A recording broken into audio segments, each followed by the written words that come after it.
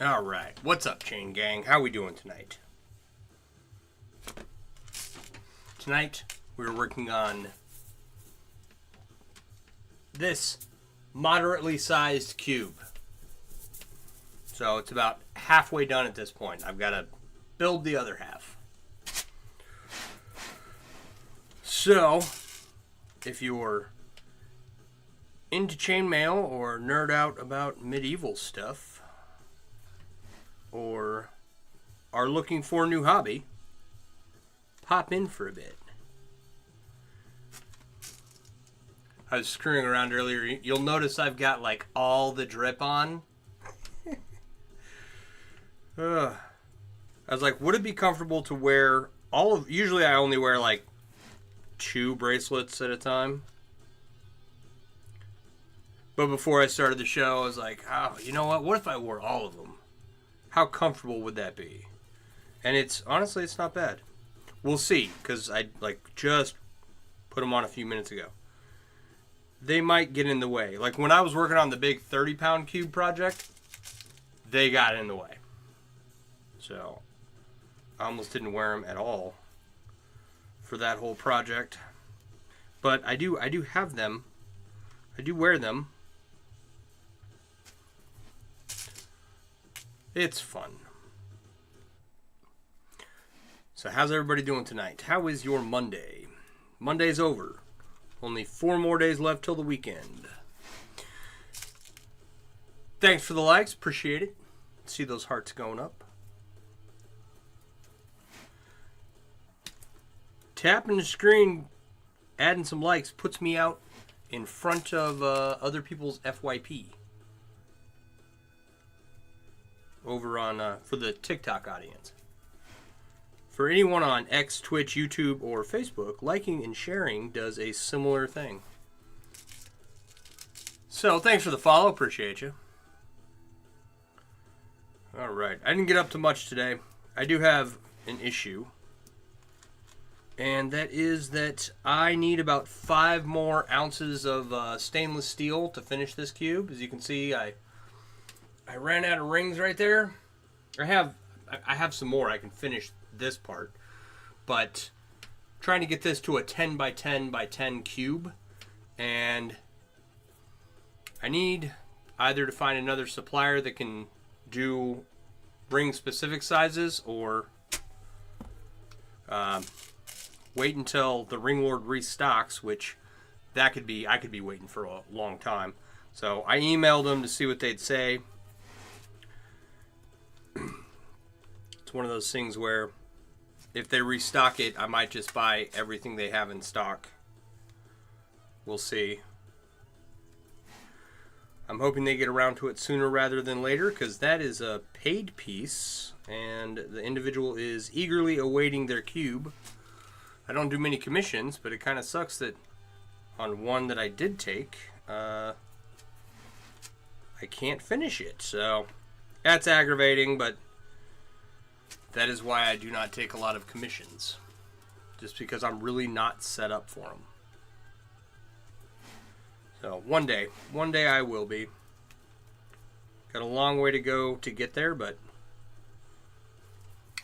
I've been streaming routinely on TikTok for about a year. I started in October of last year, and I've been streaming on other platforms for longer, but TikTok, it'll be a year, and in that year I've managed to get a ton of stuff done. So I am very excited. For those of you who don't know, I'm in the process of going through all the old projects that have been laying around, haunting me, carried from living space to living space, house to house. Unstable connection? Bro, I don't want to hear about unstable connections. It's like you are on the Wi-Fi with full signal. Why is it unstable? That's so weird. I don't know. Anyway,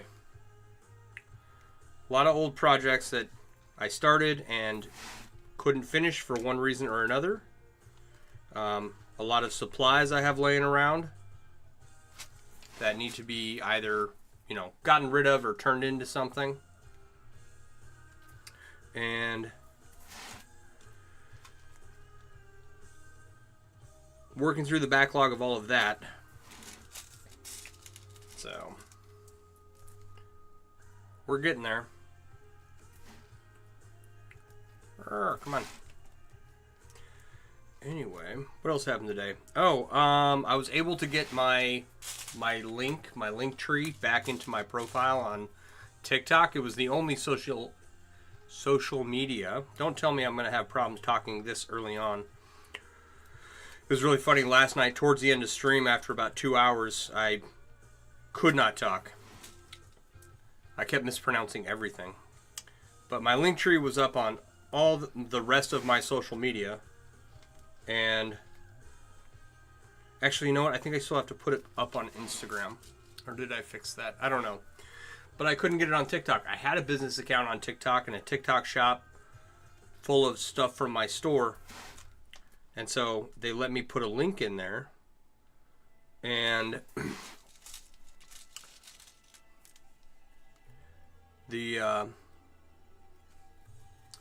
when I closed the business account,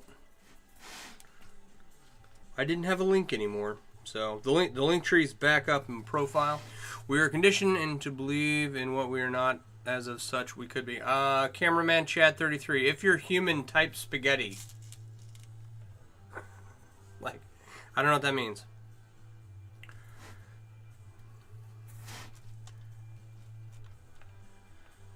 So,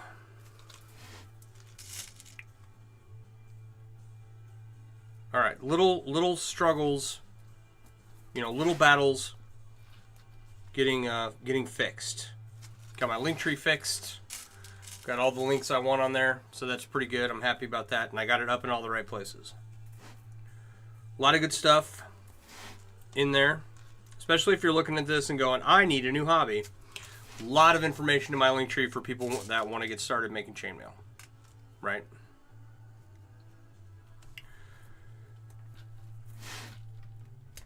Yeah, come on. So I'm trying. If you do go to my link tree, the first thing you see is the shop, right? And that's a bunch of Amazon affiliate stuff. I'm trying to get up to $100. So if you need new pliers for chainmail, go check out the selection there. There's a few other cool stuff in there too. Everybody needs gloves. I have some glove recommendations. But other than that, it's just chainmail stuff. But I can't get cashed out from Amazon. I got like $20 saved up in Amazon, and I can't get cashed out till I break 100. So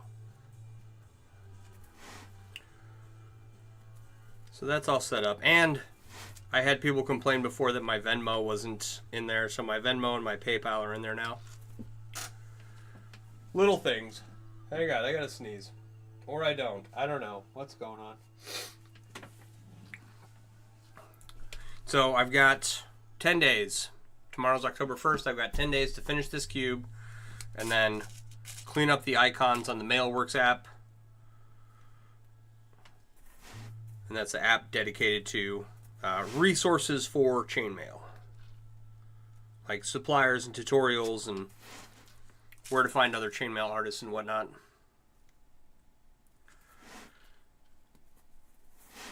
I want to redo the icons because it's a little wonky looking right now. So I will sit down and knock that out. And then once the 10th hits, I believe the 10th is my start date for my new job, so I've got to go do a substance screening tomorrow, and I've got to get a tuberculosis test, which those are annoying. A PPD, protein positive derivative. See if you have tuberculosis. I should not have TB, so that would be bad if I did. But I do work in healthcare, so. But yeah. What else do I got to do? I might have to do a physical tomorrow, too. I don't know. Yeah, going back to work. Thank you for the follow. Appreciate you.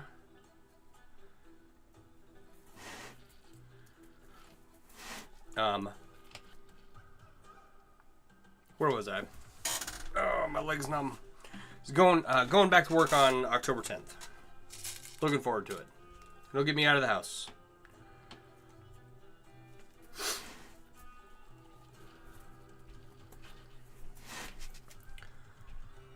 It will bring my chainmail to a crawl, which sucks, but it is what it is. It'll allow me to do other things that I otherwise wouldn't be able to do. Like, there are some tools I want to buy for making chainmail that are a little more advanced than what I have now here at the house. And some other tools I want to buy for other hobbies I want to pursue. So I'll have like, I've had all the time to pursue my hobby, right? Just not the funding. And now I'll have all the funding and none of the time. It's a cruel trick.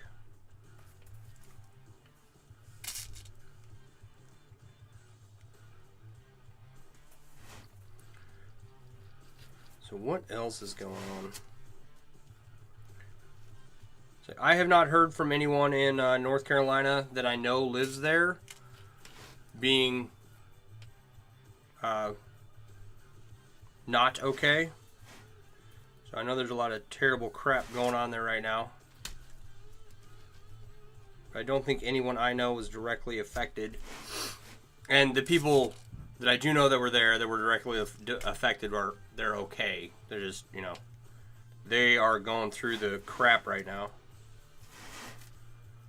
You guys know anyone that is going through it out there? In Asheville? It's like, watching the videos is crazy. So, just billions of metric tons of water going through that area.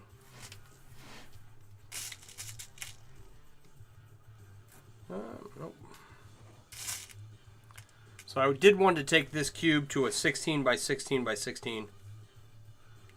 And I think I'm only going to be able to get to a 15 by 15 by 15. Which will be 18,000 plus rings. So, where'd you go? And I am... I'm halfway done. Like, once this layer is completed, I will be halfway done. Where am I working? Here we go. So it's hard to see from that. Well, you can kind of see. You see that ridge right there, right? And this ridge over here, you can kind of see it from there. But see if we can. Right here. That's where I'm working. Right? Do I do this as a living? No. I'm not not in a position to take a lot of commissions. So if I was doing more commission work, I probably could. But that's something I will eventually work towards. Most of this is me cleaning up the mess I've made over the last 20 years. How you doing, Landon?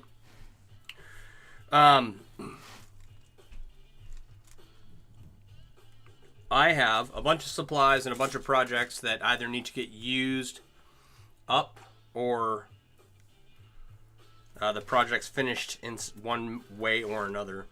Why do I do so many cubes? Well, I did sell one. I commissioned this one. These rings were made to be a cube specifically. I made a cube for someone, and they made rings for me to make another cube. And, you know, I make other stuff like monkey fists and little chainmail spheres. And, I mean, I've done shirts and sleeves, and I got a motorcycle vest covered in chainmail. And it's just been cubes lately. Right? I had a pretty good size 16 by 16 aluminum cube, and I'd been working on that project for a while. So I've started it over. It's much I'm not as far along on that one, but I'll get there with that eventually. So, and honestly, cubes lately have been like my best videos, and I get the most reaction out of them. Popular smithing friend, house shop got taken out. He's in hospital. His wife is still MIA, last you heard a few hours ago. Ooh, yeah, that is terrible news. I hope they're staying safe too. Yeah, a lot of death and destruction going on. And it sounds like chaos upstairs. My dogs must be roaming around. So I haven't had a day job in the last 2.5 years. I am an RN, and yeah, I hope to be able to put myself into a position where I do this full time, like going to events and vending. I have a whole website dedicated to chainmail themed apparel and accessories, and I would like to get more exposure on that. So, but I'm going to go back to work because my AC went out, my faucet went out, I just had to replace an electrical outlet. My taxes doubled, and it doesn't look like any of that's going to get any better anytime soon. So, it's like, let me get back to work and squeeze in a little bit of financial padding.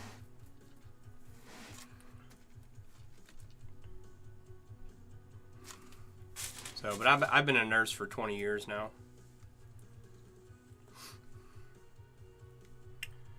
So, and I know people who do this as a living who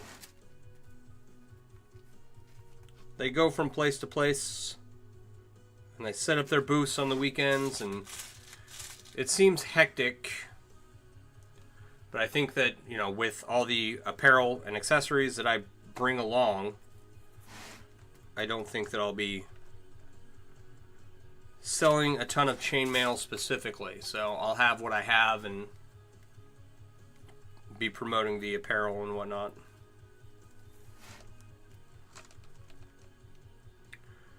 So I did want to not go back to work and just work on large chainmail sculptures for a while, and I still want to do that. But that's not going to happen for a bit. So I made a 30-pound chainmail cube. And I've got to make a display for it, but it's done. So that's one sculpture. And I want to make several more.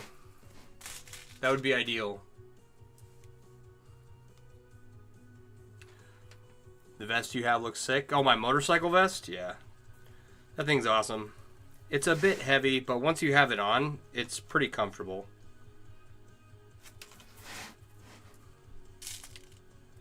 So thank you.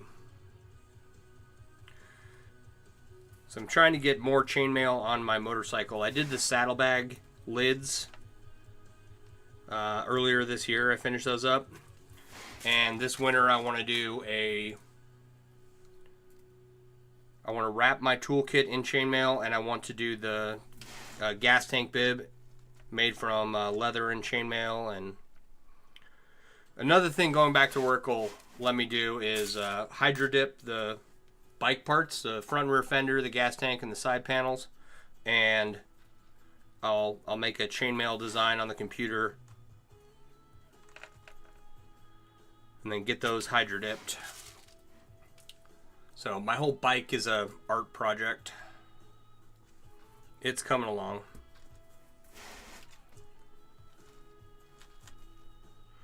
And then once I have the bike aesthetically pleasing to where it's at, I want to do a chain conversion get a bigger displacement. You know, add some cubic inches to it, and then I don't know, add a turbo or something.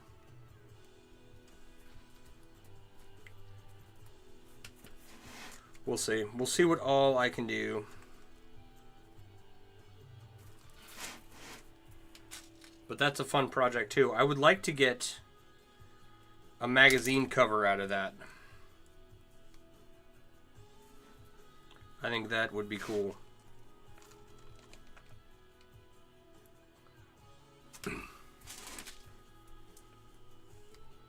I don't know anyone in the magazine business. But that's one of those things that once it's done, like, okay, so for all the sculptures, once I have them made, my plan is to have them professionally photographed. And once my motorcycle is done, I plan to have it professionally photographed. Right? So all that will happen. It's just, can I get it into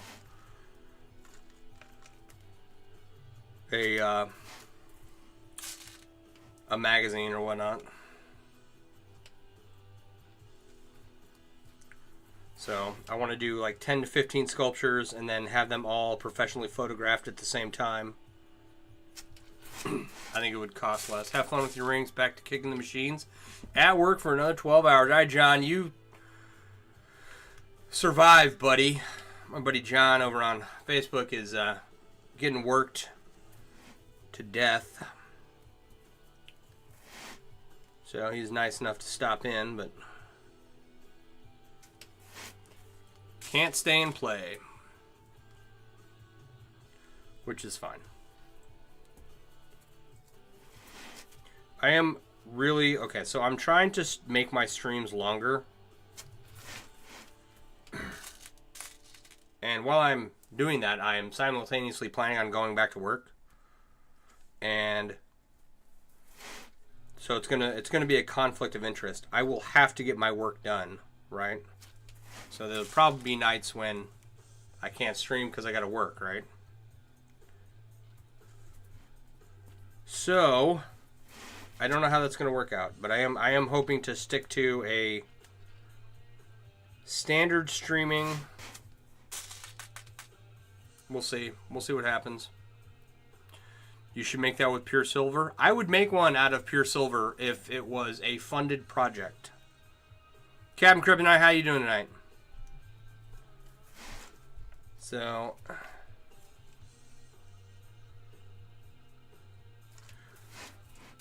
like a argentium silver cube with all the rings fused, and a Tiffany's logo.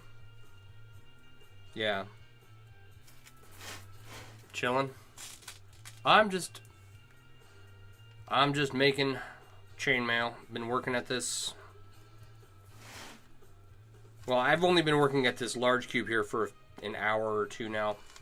I was working on this most of the day, but I've come to an impasse where I ran out of rings, and I've got to find some more or wait for them to be restocked. Yeah, you can buy little silver rings, and they're pretty easy to bend. Hence why I said fused, soldered. It's like a soldered silver cube. Deadpool Scan, how you doing? Looking good, thank you.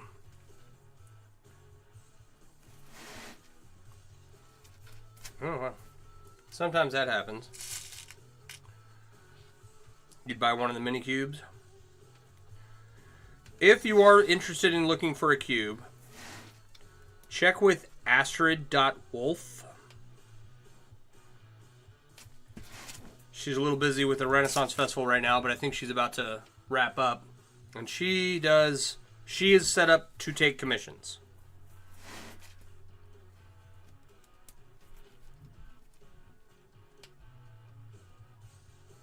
And she uses anodized aluminum rings, so her cubes are very pretty. So...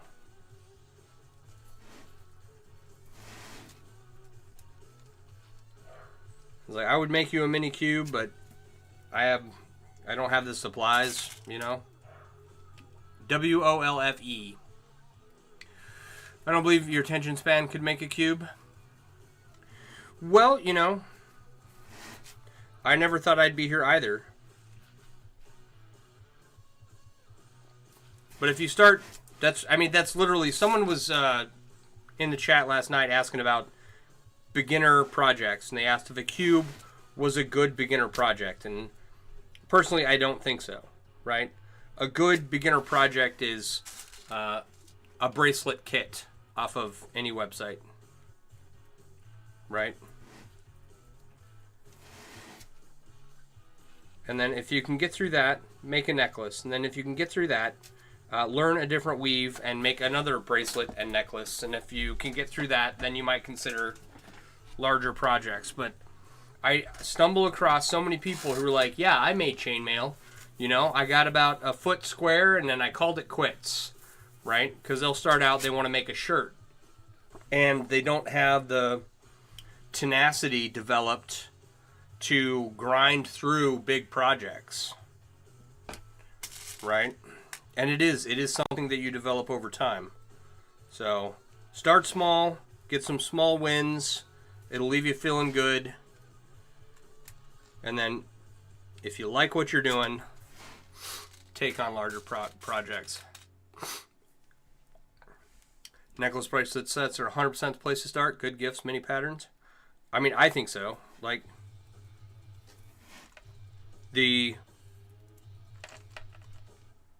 Chainmail Joe kit, which you can get from the shop in my link tree. It's an excellent place to start. It's like 4 pounds of aluminum rings. It comes with clasps. It's got a tutorial book. Comes in a pretty box. I'm going to be picking one of those up here pretty soon so that I can just go, this is the Chainmail Joe kit. You should buy it because it's awesome. But I don't have one yet. It's amazingly zen. You use mailing as meditation. Right on. Crafting for Introverts. How you doing?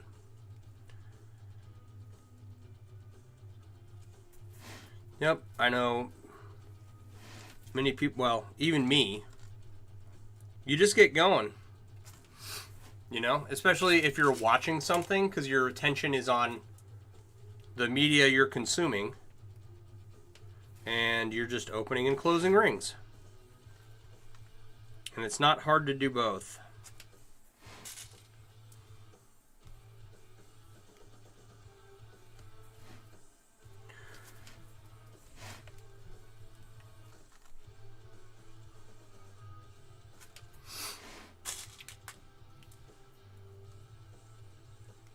So you sit down with a project, you know, small or large, and you have to pay attention to what you're watching, and you keep an eye on your weaving because you can screw it up.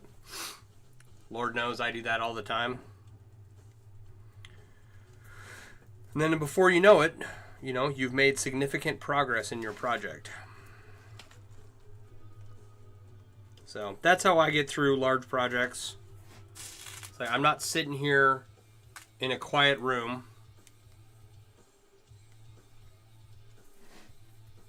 I'm mostly watching YouTube or a movie or something. You have a small bag of aluminum rings. You could try a 5x5. Right on. Even just a 3x3 is a little, you know, it has cube-like features. Once you go beyond 3 to 4 and 5, it's much more, it gets much more wiggly after that, but 5x5 is pretty good. Oh, that's a couple hundred rings, right? What's the ring count on a 5x5? Hang on. It's gonna be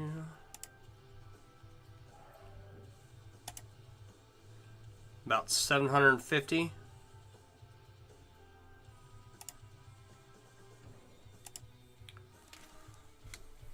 So that's, you know, That's a decent project. I'm trying to think.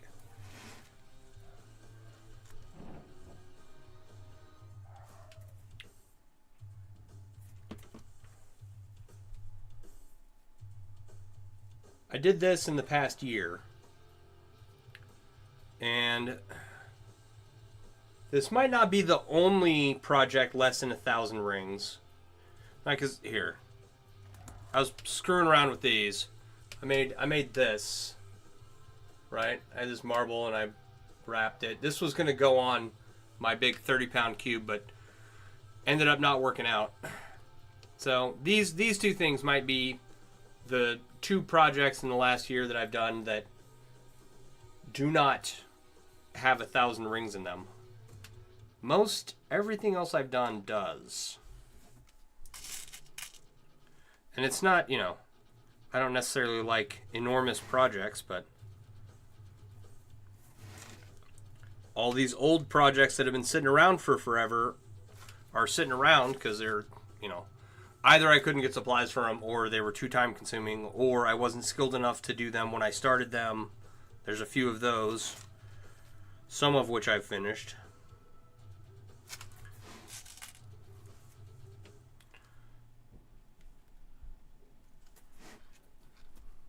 Alright, but yeah, definitely start small and work up to larger projects.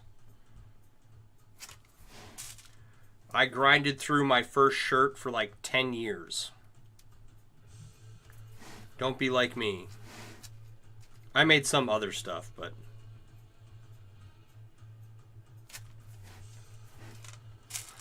Alright. Now we can start going around.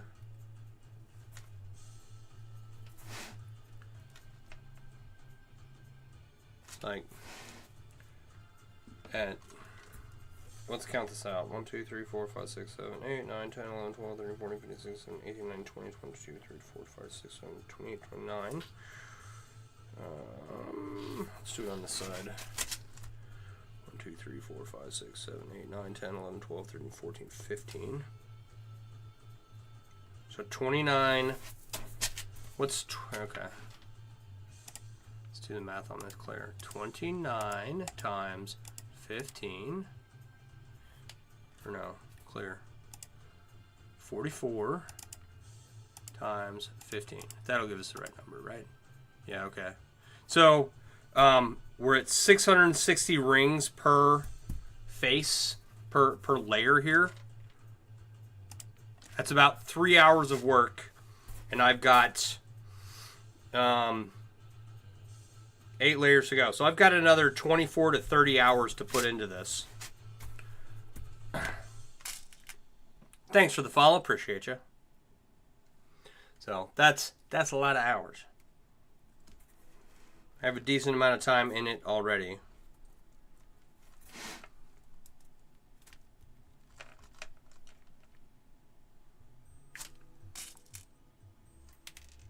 Come here, ring. And that's assuming I maintain an average of 200 rings an hour. Which is about what that's what I average pretty much whenever I do the math to figure it out.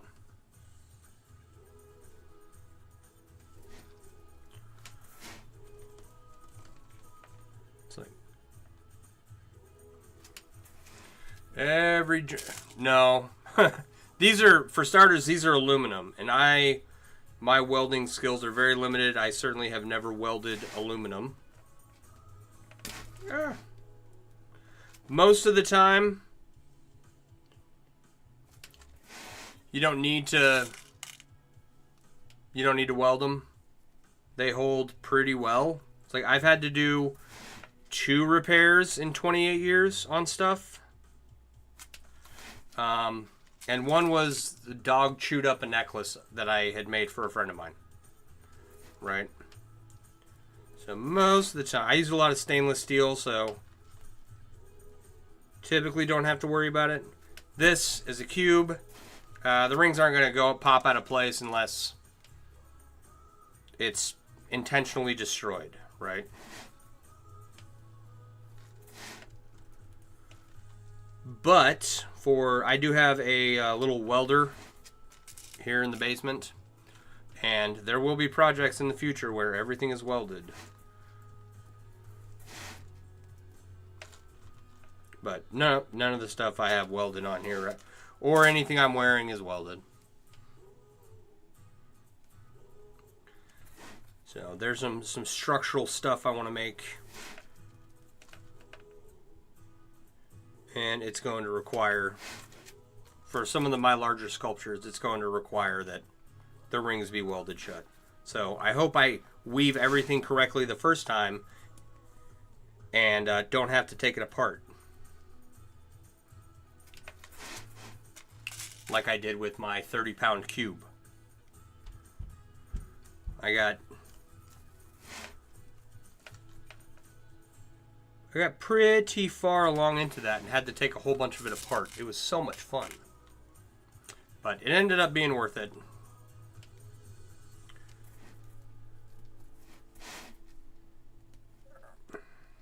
Oh, come on.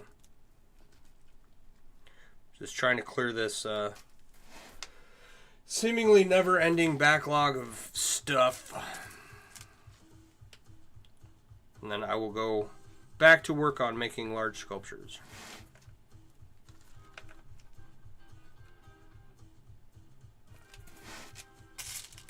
Thanks for sharing the live. Appreciate you.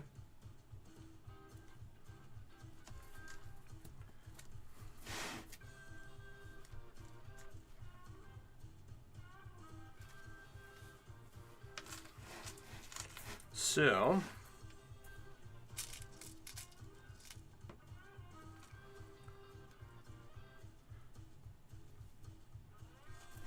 aside from all the stuff I did over the weekend, really just kind of been chilling at home, which is pretty normal for me. Anybody do anything exciting? So we went to the Olive Garden for lunch. So that was nice. And then got a bunch of stuff done on my honeydew list. So I'm all caught up.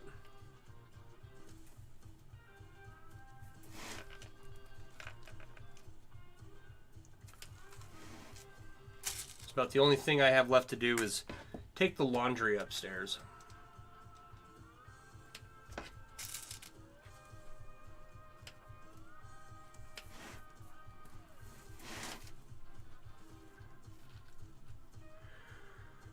And then this week I'm chaperoning a field trip. And then on Sunday I'm going to a trap shoot. So, exciting times. I get to leave my monk life in the basement to go out and associate with the world.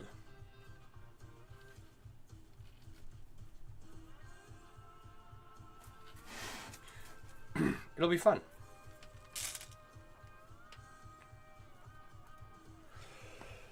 Excuse me.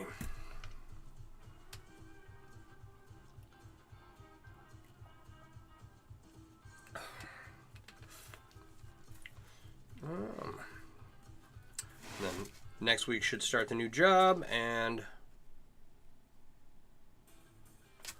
we'll see what happens.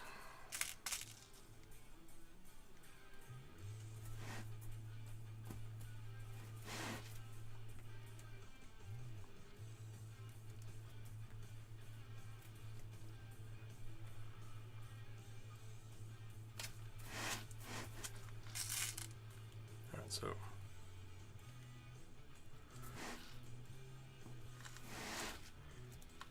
does anybody follow baseball? I don't follow baseball, but apparently the Brewers in Wisconsin are in the running for the World Series.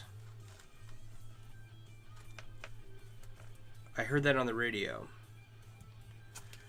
And I only care because if they go, living in Wisconsin, everyone's going to lose their mind. That'd be nuts. I'm more of a support local sports ball team kind of guy.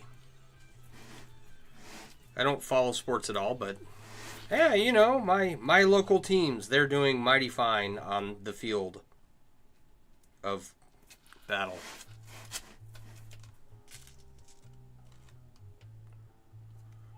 So I don't pay close attention to it, but I did hear. So it'll be interesting. Like, I remember when the Cubs won the World Series and Chicago went nuts, man. That was crazy. I was actually at Wrigley Field for my birthday last year. I got taken out there by the wife, and that was fun.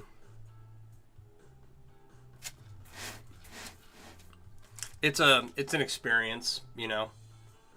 Like, go see Wrigley Field, go see Blue Man Group. There's a bunch of other stuff in Chicago you should do at least once.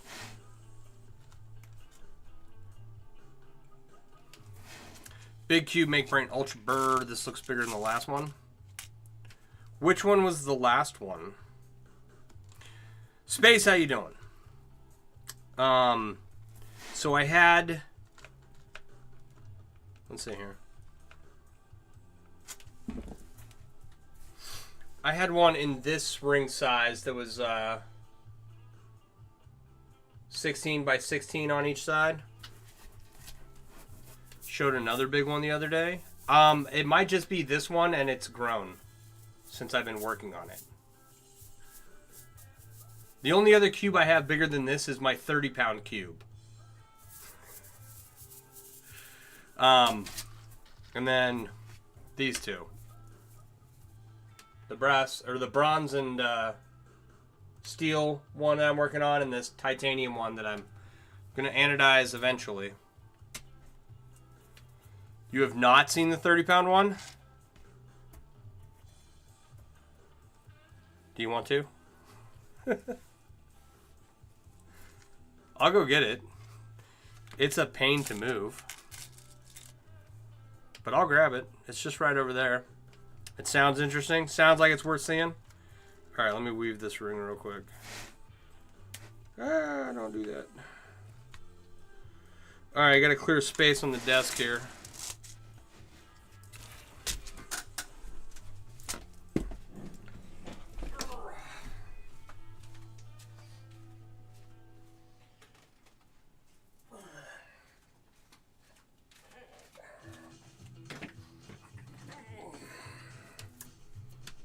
So there's 4 ball bearings in the top, 2 on each side, 4 more on the bottom.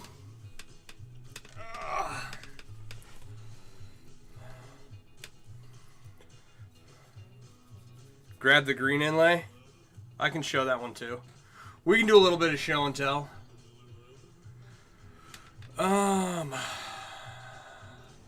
Here, I'll give you a close up.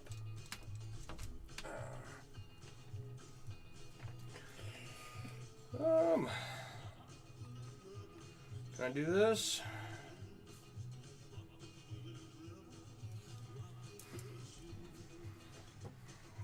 All right.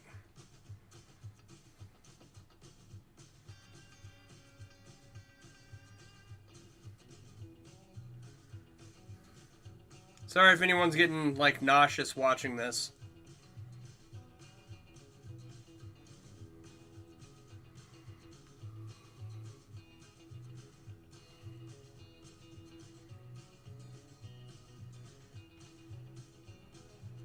See the ball bearing in there?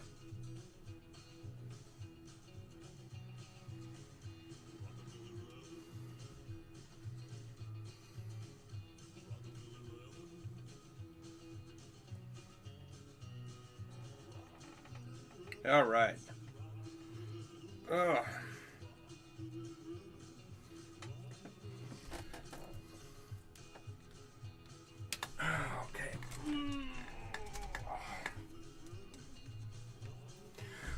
Okay, where are we at? Other than because you can, why? Okay, so this is a large project of mine. I have many large projects. And beyond this being a large project itself, I want to make 10 to 15 large sculptures, take them to a metal art gallery, and try and sell them for lots of money. Since I'm going back to work, that plan is kind of put on hold.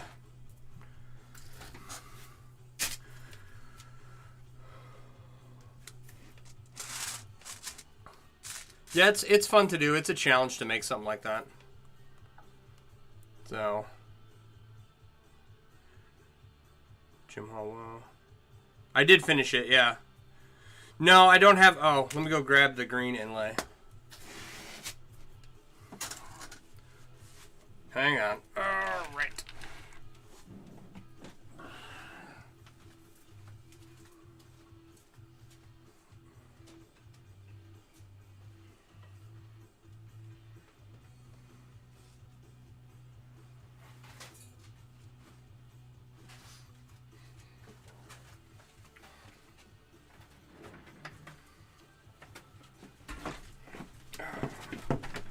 I don't have enough room down here. Get out of the way. Okay, so I literally don't have enough room down here to show this, but for anyone watching over here, change camera angles. This is my Finnegan's Wake inlay. It says Finnegan's Wake on it. You can see the Celtic knotwork in the background. Corners, the dags at the bottom. And then there's a big piece of black leather behind it to give it a background.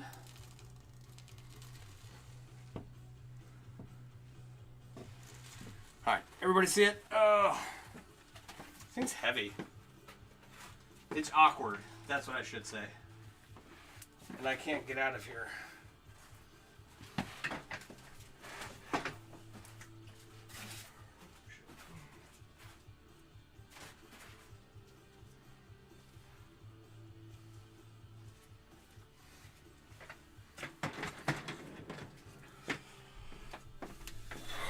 All right. No, I don't have the green inlay hardware. I'm not buying anything else until I start getting paychecks again. So, I'm out of breath.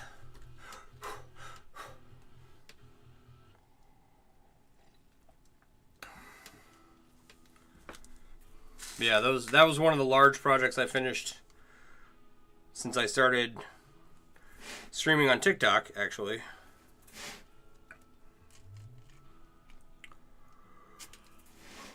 But the large cube, right? The goal, like I said, is to make 10 to 15 large chainmail sculptures like that. Put them all on nice displays of some kind. And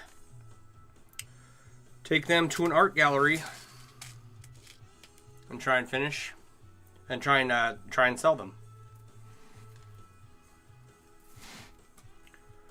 So, don't know if it'll work. Don't know how much time I'll actually have for it. Because well, we'll see. If I set myself up to go out and be a vendor, then that'll mean I'll be making stuff, you know, kind of like a lot of the same stuff over and over and over again. Which I'm not 100% convinced I want to do, but we'll see. Thanks for sharing live. Appreciate it. So, I don't know. We'll see what happens. I'm gonna go back to work for a little bit. Right? Like my AC went out. Had to change out my faucet. It was leaking.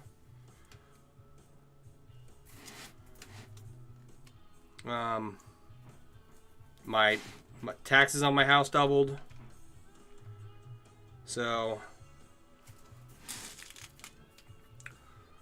go back to work for a little bit and then set myself up to re-retire in a couple years.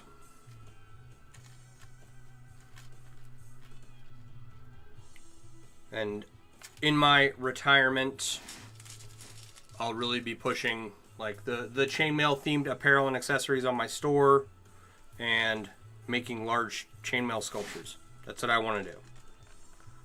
It's my goal.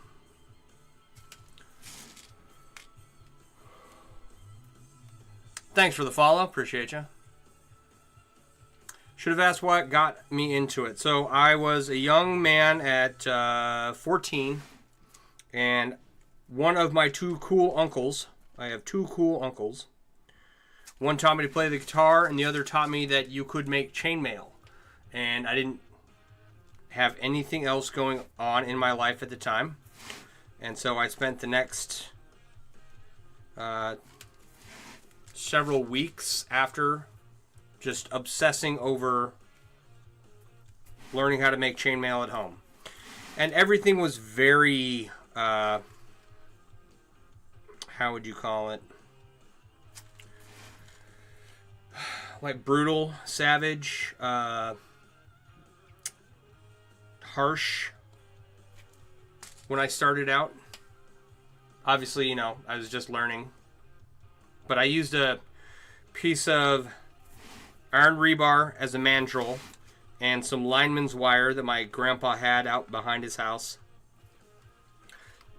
And excuse me.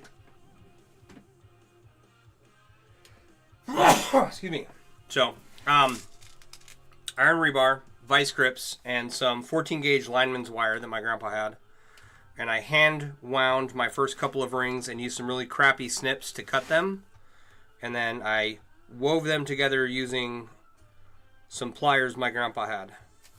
One of them, these are some of the pliers my grandpa had. And I still have them and I still use them.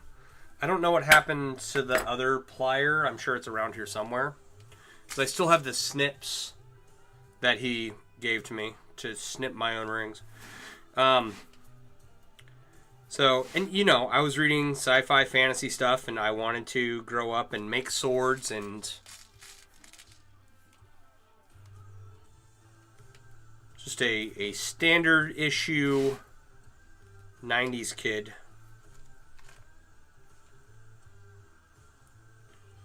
I think most people who grew up reading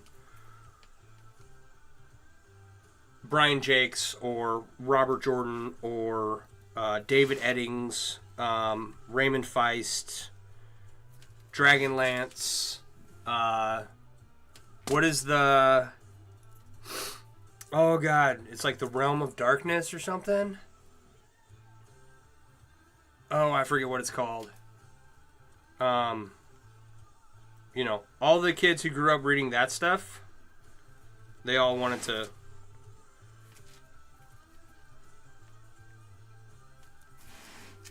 grow up to be knights. I don't know.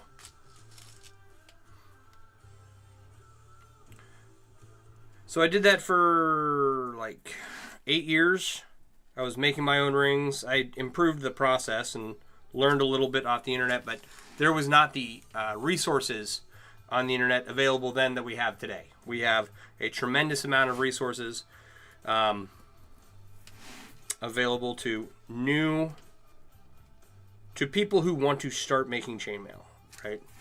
Like, the barriers to entry are very minimal now. So mostly it's just like, you got some money to buy some rings and grab some nice pliers, You don't even have to start out with nice pliers. You can just use old crappy ones to begin with. That's probably the biggest barrier to entry.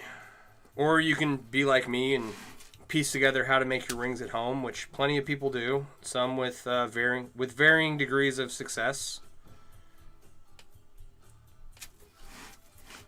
So, and I found, so after 8 years of like doing it on my own and not knowing anyone else who made chainmail, I did know one other guy. I stumbled across the Ring Lord while I was on deployment. And I ordered a bunch of stuff out to Iraq, where I was stationed. And got to play with a bunch of different materials, and that was really cool. Had lots of fun doing that. Then I got to, what do you call it? Oh, about when I was 20. Okay, so 2007. How old would I have been? 25, right? Is when I really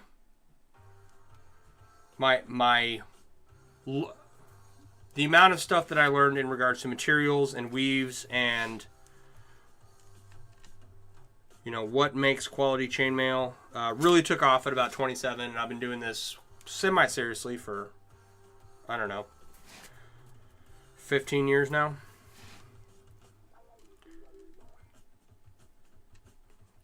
And since I haven't been working for the last 2.5 years, I just kind of started doing this all the time and making a bunch of cool stuff. And right now I'm in a rush. I'm trying to get this done before I go back to work on the 10th.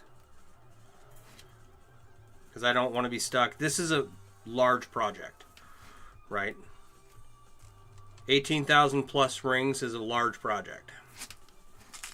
And I'm just not, once I start working, I'm just not going to have the time to put into this that it needs. So the more of it I can get done, the better. And get this out of the way. And then I can focus on, there's a bunch of smaller stuff I have laying around. So, lots of stuff to do.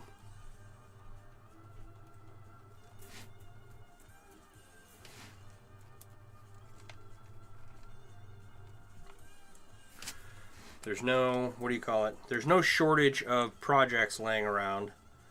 But a lot of it's,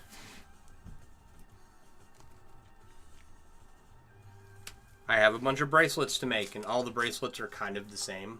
Or I have a bunch of necklaces to make, and all the necklaces will be kind of the same. So, smaller projects just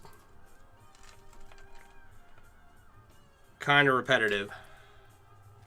I have a bunch of guitar straps to make, and those are all going to be kind of the same. But it'll be fine.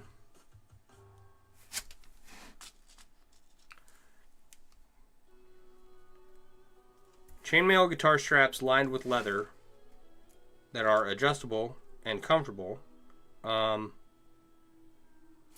Yeah, I think those will, you get them in front of the right people, those will sell really well.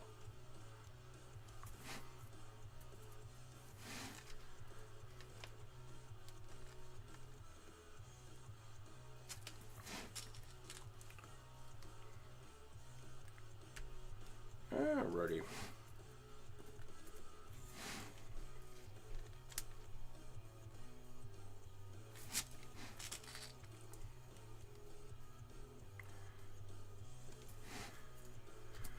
So, yeah, so after doing this 15 years, quasi-seriously,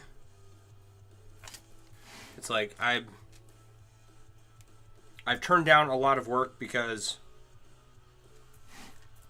I know that I'm not set up to take commissions. Which, I don't like turning down money. But also, it's like, I kind of have to because I'm not set up to get the person what they want, What time is it? Oh, 9:01. Sick.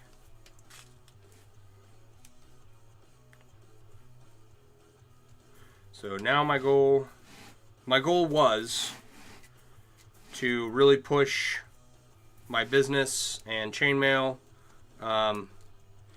And I had my AC not gone out and had my taxes not doubled on my house, which doesn't take effect until March of next year.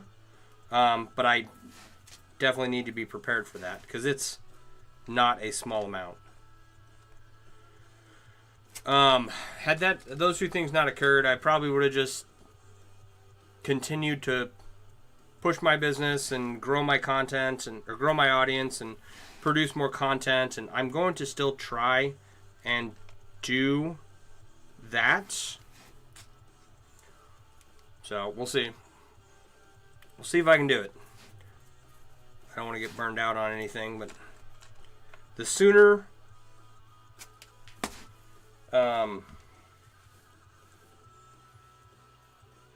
well, no, I should go back to work anyway, just to grab a bunch of the tools that I want for my basement chainmail setup here, and then we're gonna get some outside tools like anvils and forges and all kinds of fun stuff. So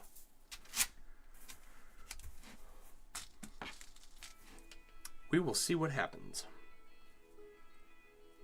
And then at some point I will, like I said, I will re-retire and go to do this full time. And yeah, I gotta go back to work. AC went out and my taxes are doubling and grocery prices have doubled and on and on and on. So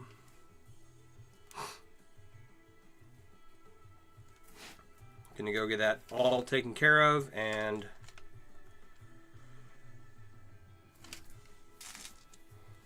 yeah, let's go, Brandon. Yeah, there's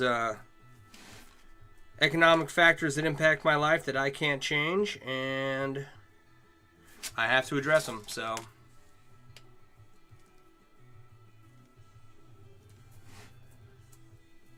but it's not going to be for forever, and I don't plan on stopping making content.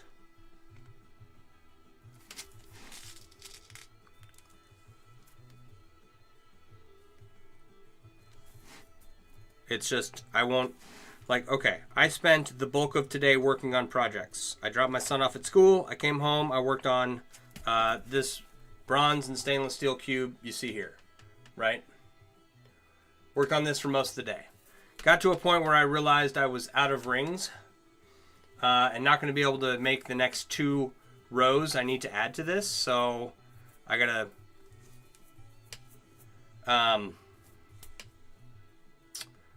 to find a supplier or trade with somebody, or, you know, figure out a way to get some more rings to finish this, right? Excuse me. So once I realized that, I started working on this larger cube. Never really understand the bills don't stop. You just got your hospital bill in the mail. $50K. Yeah, that sounds about right.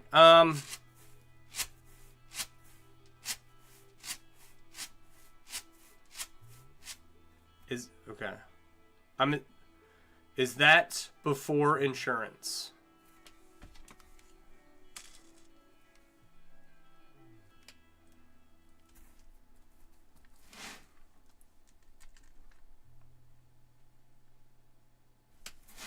It's not my business.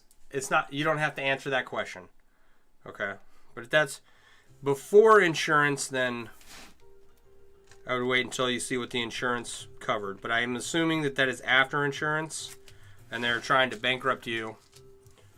You don't have insurance, lost it the week before. Oh, I wouldn't even pay it then. Yeah, I would just, like,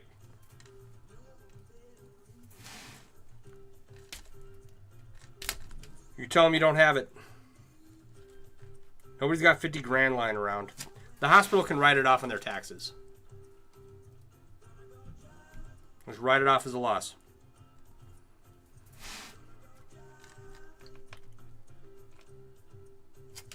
That is what I would do. I'm not your financial advisor. I'm not advising you to do that. I'm just saying, were it me, I wouldn't even make a payment at all. Yeah, they'll call it, they'll send it to collections and they'll take you to court and blah blah blah blah blah. It's like, no.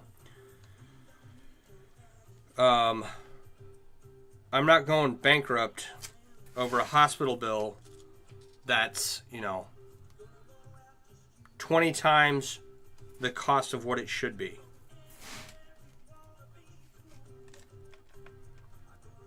Now, I sit in a position as $5 a month till you die. Exactly. I say that, and just understand where I'm coming from. I sit in a position where I'm 100% disabled, permanent and total vet. So all of my healthcare is covered. So, and I work in the healthcare field. So I talk a lot of smack about healthcare. You don't need to just, think about what I said. $5 a month till you die. It might have to be 20. Right? And maybe it's state dependent. I think it's in Wisconsin. It's like $20 a month. That's all you can pay. It's all you can pay, right? But before I got my disability rating, I had regular health insurance like everybody else. Working in healthcare, you'd think that they would have better health insurance, but no. Working in healthcare, you have the same garbage insurance that everyone else does. So, I did pay a bill once for a medication. It was like $1,000, and I did pay that. But knowing what I know now, I had told him to pound sand. Like, no, I'm not. Just write it off on your taxes as a loss and leave me alone. I'm not getting charged $1,000 for something that took 2 cents to make and 3 cents to ship over to the United States from whatever backwater manufacturing plant you have. It's absurd.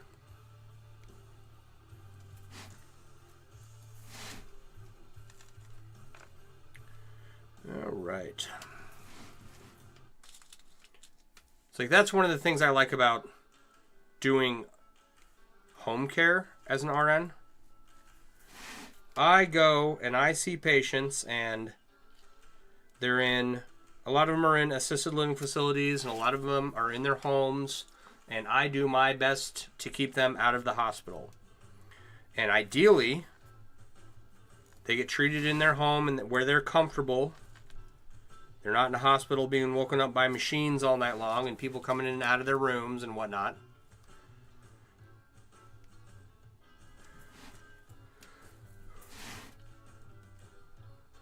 And ideally, if we have a patient, an elderly patient, right, they will get their treatment from us. We'll do whatever care needs to be done.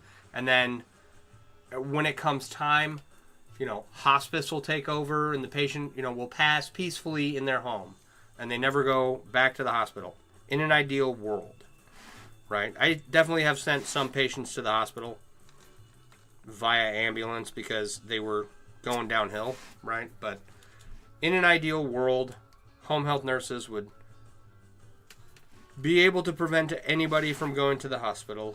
That's probably too much of an ask, but and then if you're younger, a lot of what home health nurses do isn't required for forever. And, we discharge you when you're all healed up and you go back to your regular life. So, I think the preventative care and the treatments and therapeutics that we provide as home care nurses is one of the better features, the better jobs in nursing, and I think it's actually slept on, right? I don't think many nurses really know about it. So if you're a nurse, consider home care. It can be a lot of fun. Watch out who you get hired by, okay? The last job and this job, I've got a gas card. I'll have a gas card. I'll have a car from the company, so I'm not tearing up my own car. What was the other thing I was going to mention? Right, like I don't go into the office. It's a remote meeting once a week. Other good things, I'm not sitting there counting mileage on my vehicle, tearing it apart. So Watch out who you get hired by, but home care is definitely slept on.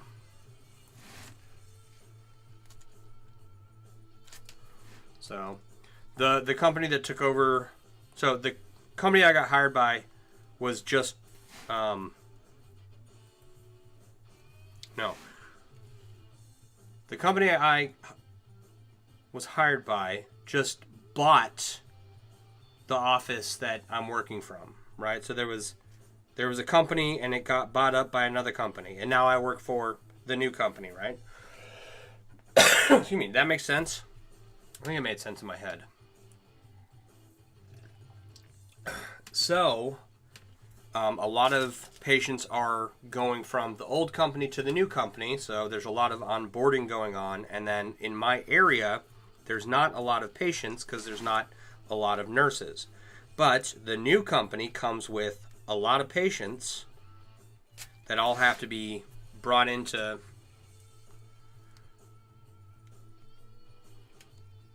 that all the staff from the old company who still work for the new company have to bring on board, right? So that's going to be a lot of my job, is just admitting a bunch of people to care.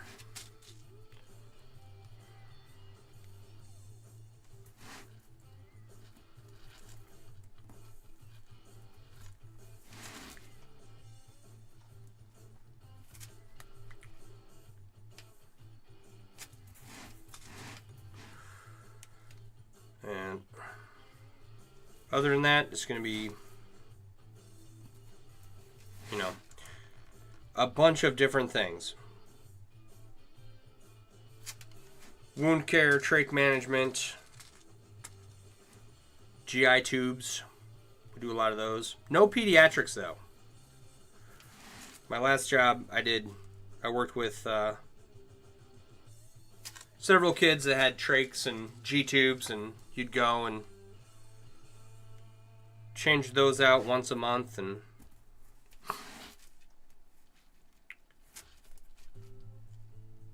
that was fun. So I know a lot of nurses don't like to do trachs, but it's really not that hard.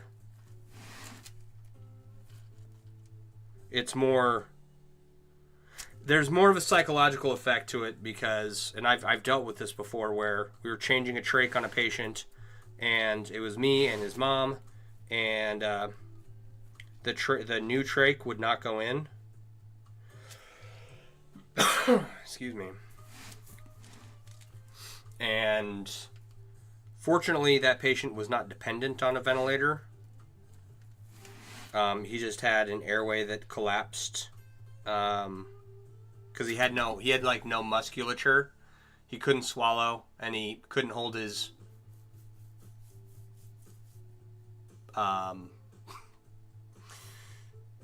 medical terms. He couldn't hold his airway open for him to breathe, so he had a tracheostomy, and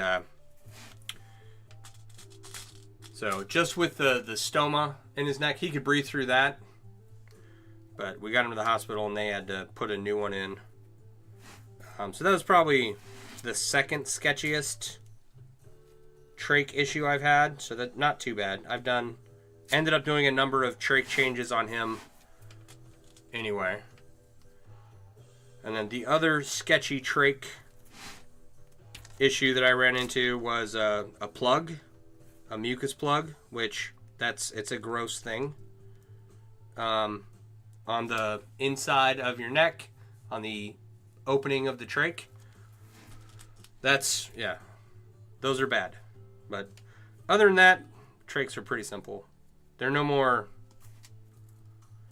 sketchy than anything else you deal with in nursing. So, but I won't be dealing with many of those unless unless someone in the older population has one, which is entirely possible. So we'll see.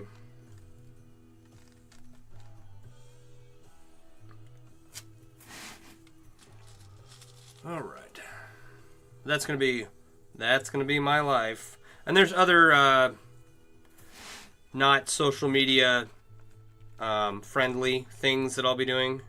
I noticed this when I talked about my time in Iraq. There's a lot of stuff I can't talk about because my stream will get shut down. So there's more stuff that I'll be doing. It's just if I talk about it, I will also go away. So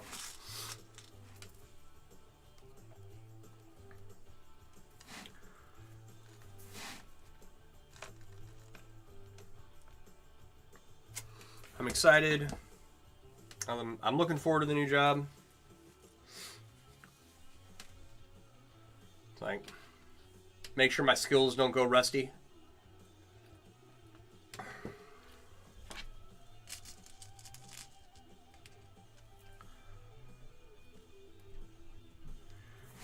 And it'll get me out of the house. So I've spent far too much time at home. Just being a shut-in down here in my basement. It's like I'll occasionally talk with my neighbors when they come by. And that's about the only human interaction I get outside of my family. And you guys. You know, whenever the chat's rolling, that is also human interaction that I get. So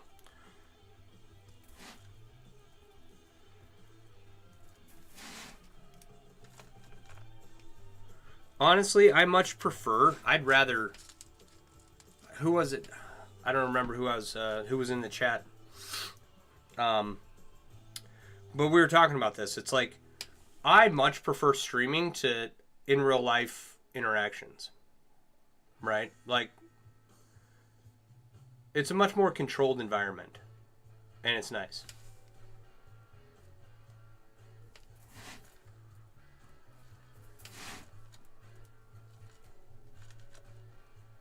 So I'm glad that I stream. It's a nice thing to be able to do.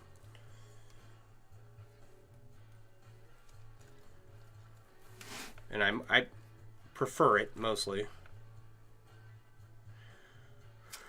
But also, in addition to making sure that my nursing skills don't get rusty, I need to go and make sure that my social skills don't get rusty either.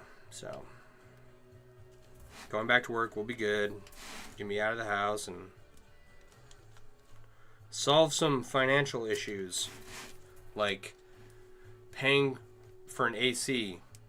I think, okay, so the week the AC unit was out, it was hot and humid in the 80s. Couldn't get the house down below 78 with all the windows open and the fans running. And it was hotter inside than it was outside. Right? And you think, oh, 78's not bad. It is when it's humid, okay? Yeah.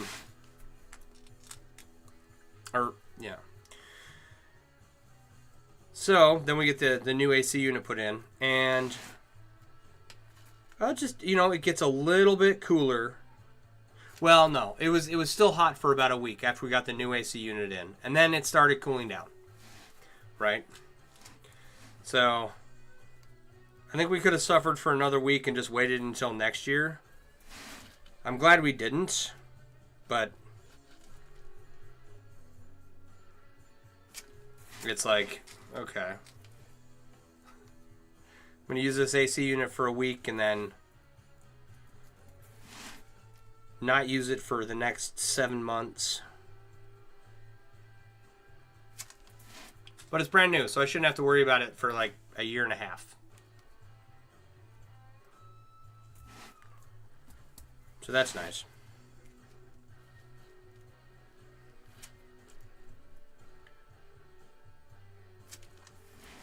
All right, where are we at here?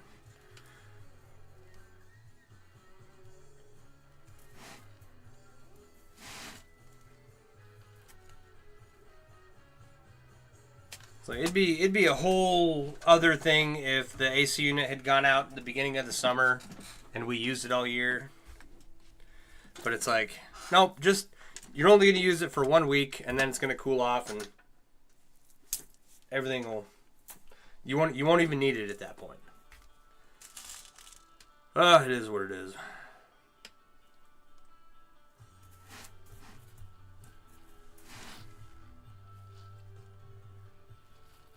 I'll do that.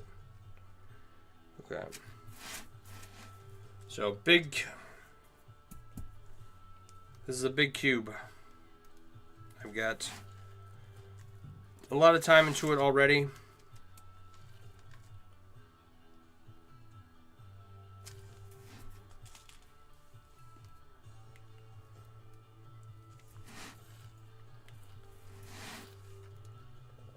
I am glad that I made the decision. I was going to make a bunch of smaller cubes. But I had like a quarter of this already done when I started making this.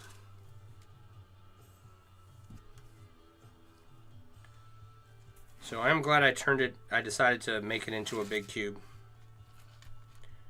One, because my last big cube is gone.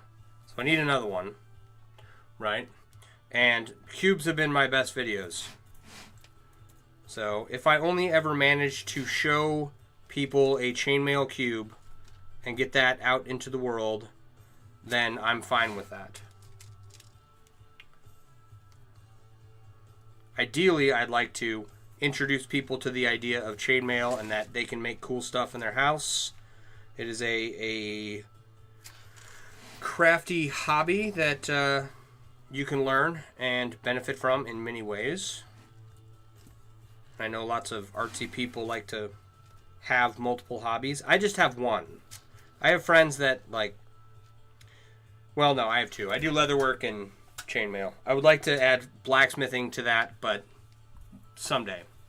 You go nuts making one. Well, you got to start out with something small. How you doing, Dirty Hands 007? If you start out with like a bracelet, that's small amount of time, a little bit of effort, and it's a quick, easy win, right? You got to work up to ridiculously stupidly large projects like this, where you connect 18,000 plus rings into a cube shape so that you can shake your cube at people on the internet.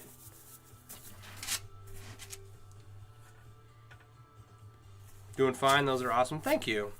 Yes, it is very stress ball-y.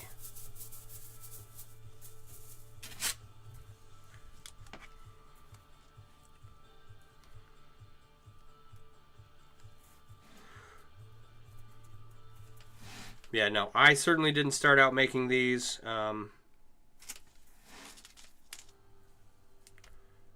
After the first one I did, I was going for double the ring count in the first large cube I did. I was trying to get it out to 5 inches on each side, and it was this ring size, and I'll show you the size difference. Right? So, where are we at here? We're like a quarter of an inch off from 5 inches with this cube here. Okay?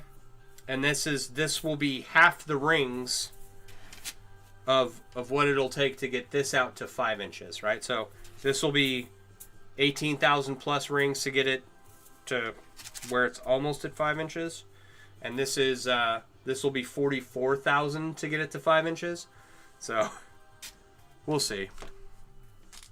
So the first one I did, I only got it out to 16 before someone offered me a significant amount of money for it.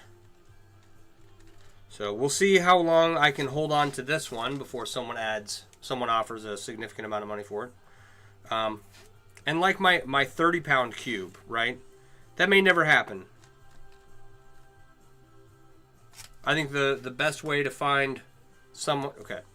As someone who sells stuff routinely, I find that you never know who has money. People who I thought would never make a purchase from me have made several purchases from me. Right? Like, you just never know who's going to like what you do and who's going to have the money. Okay? So for my 30-pound cube... I'll be making a bunch of videos about that soon once I get the display all set up and everything. And if someone makes the right offer, I will absolutely sell it. That is the purpose of it, right? So, and I do think that the best way to do that is through the internet. But also, if I can get 10 to 15 sculptures and go to a art gallery and put them on an exhibit. You never had anyone make a purchase from you when you were selling handmade lace? That definitely happens.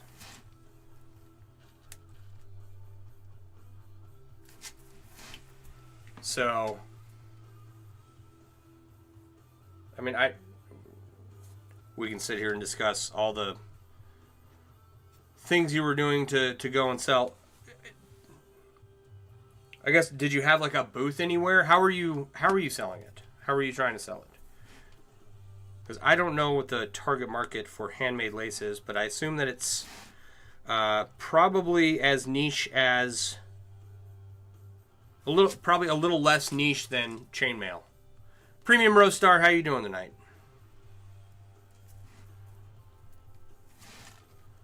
It is hard to sell niche items. And a 30-pound metal cube is going to be a difficult sell. But I think it'll happen.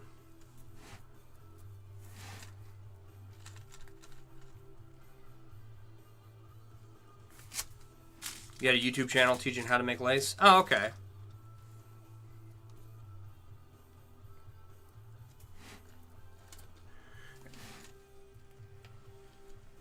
Is that YouTube channel still up? The most money you ever made was from your YouTube channel when you had advertising? Oh, nice. There's an element of people saying that you should sell what you made. Yeah, so that's one of those things too. Like, when you're trying to make money online, you have to add as many channels of income to come in as possible. Okay? I've got my website. I have my affiliate, my Amazon affiliate stuff in my Linktree. I've got a place for you to donate in my Linktree. Right? I have my Venmo and PayPal out if anyone wants to throw me money. So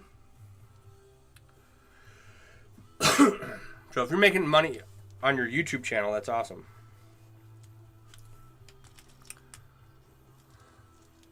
You knew you could never make a living sewing? Yeah, I don't think I can make a living making chainmail. Add in all those other things, and maybe one day, if my channel gets big enough, then perhaps. Yeah. But I've definitely met people who they will put all the time and effort into making some chainmail items. They will list them up on their Etsy store, and they never get a sale.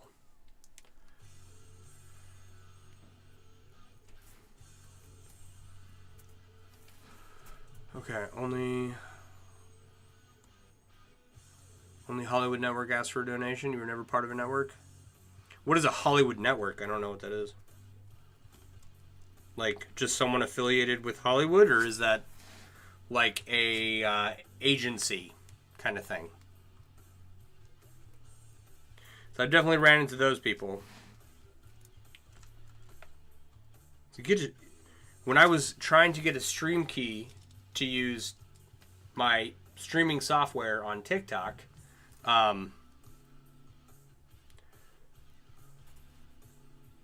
the only way to get a stream key was to join an agency. And it's like, no, I'm not interested in doing that.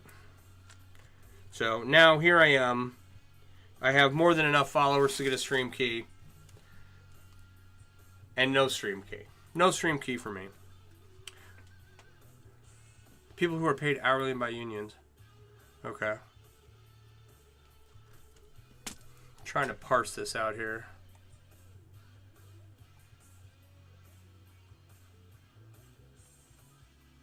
Trying to make lays. The most money you ever made was from a YouTube channel. You had advertising. There's an element of people saying you should sell what you made. You never make a living. Blake, how you doing? Can you make real chainmail? Define real chainmail for me, and I'll tell you yes or no.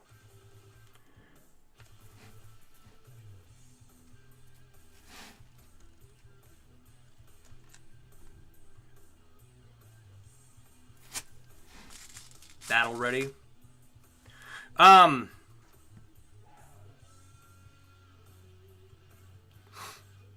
Okay. I'm not set up to do what you call riveted chainmail. I'm working on getting there. And I can do welded. I can do split rings. Split ring stuff is battle ready. Someone at the end is always telling you to sell your stuff, which you can. No one wants to buy any handmade stuff because it takes a lot to make.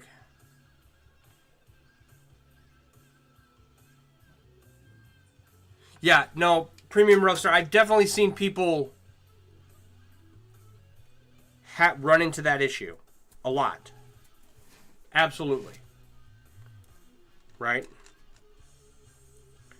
But as someone who's sold lots of handmade stuff, you know, it's like, yeah, sometimes you, when you're trying to sell handmade stuff, you run into that problem, and there are other people who sell a lot more handmade stuff than me. You know what I mean? What would a full bodysuit run you? 20 grand.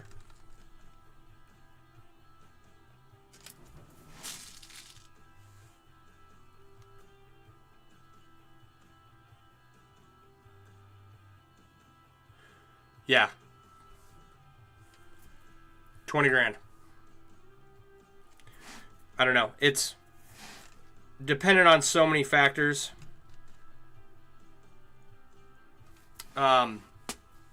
Like if you go to a place called ringmesh.com, right? Like that's going to be your best bet for getting. It's all welded chainmail, and that's going to be your best bet for getting something. Just because, like I for one wouldn't have time to make that for like 2 years, for starters, and then it would, because I require what's it called? Artistic authority over the pieces I make.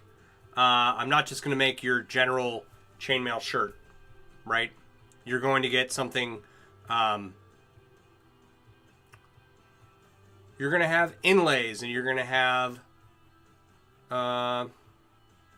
decorative collars and decorative sleeve ends, and you know, there's going to be a bunch of leather work involved, and it'll be very comfortable. It'll fit you really well, but it's going to cost, right? Because, and I ran into this with people asking me about making chainmail for them before, and it's like, yes, I can do it. It won't be for a few years, just because I've got a ton of stuff to do, right? And I'm trying to work through that. So, without, you know, falling back further behind where I am already with the stuff that I have to do, I generally turn those things down, but you know, I can be convinced with the right amount of money. You're very welcome. The internet is not a good place right now for people teaching things like you were doing. I'm a very delightful person to think. Now I can't talk. We're getting to be about that time. 9:36. You're a very delightful person to speak with. Thank you, Premium Roastar. All right. What we end up with is people in career fields such as nursing who quit to do internet. Yeah. Problem with school teachers and nurses quit their jobs to do TikTok. I'm quitting my TikTok to go be a nurse, so. And then, you know, a couple years from now, I will turn around and quit my job as a nurse to do more TikTok for sure. Or whatever the new social media platform is at the time. But yeah, there's definitely this brain dump from careers where people are trying to become internet stars. And like, my retirement plan as being a disabled vet is that the government not collapse, right? Like, I can't really get better than that. So, and like I mentioned previously, I'm going back to work because of the current economic situation with the AC dying and all that stuff that I mentioned earlier, right? But I will, return to streaming and doing this. I plan on doing this until I'm 80, right? So, and I plan on streaming while I do it, and trying to get to a point where I have an audience that is trying to get to a point where I've built up an audience where I can do things like advertise and stuff like that. So a lot of people think they can just go on the internet and sit there, do nothing, and get paid. That is something you definitely run across a lot. And it's like, what is going on here? What are you doing? I run across a lot of videos that are, and don't get me wrong, I'm not the world's greatest video editor or anything, and I don't make the coolest TikToks or whatnot, but I'm pretty proud of what I've done, being a technologically deficient Luddite.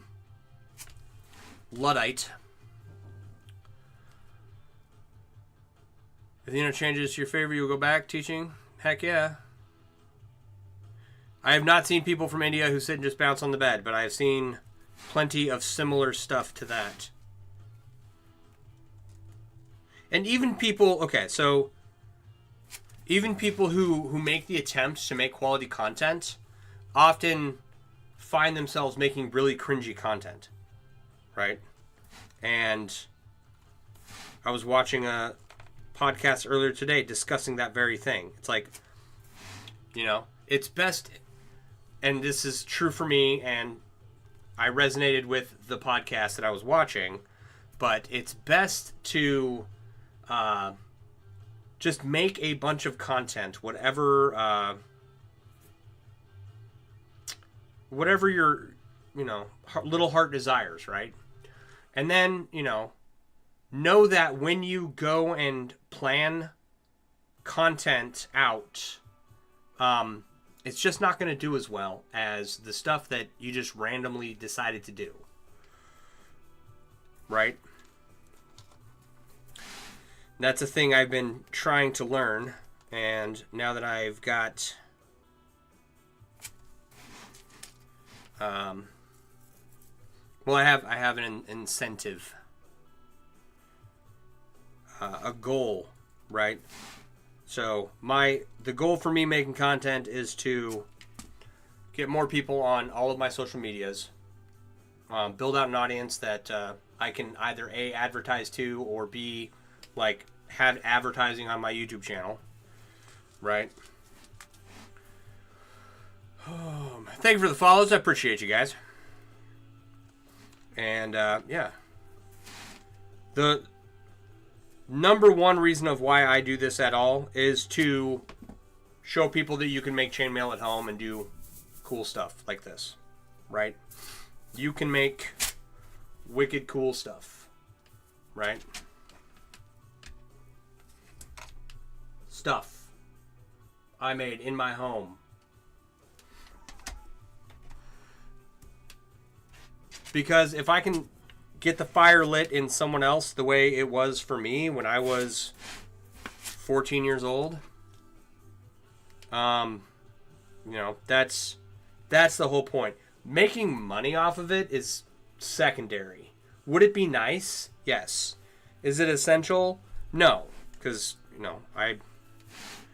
I am a 100% disabled vet, and I am taken care of. What is the most unusual thing you have made with your chainmail? Most unusual? Let's see here. Probably my 30-pound cube. It's like, this was like 11 or 12 ounces the other day. This was 4 ounces. I don't know. I can get the scale back out. But I have a 9-inch on each side, 30-pound chainmail cube that I recently finished, which is the heaviest thing I've made. Excuse me. All right. You compare the internet to a real life job. When a person does a job, they get paid right away. People are working for free on the internet. Yeah, you spend a lot of time, wasting your energy.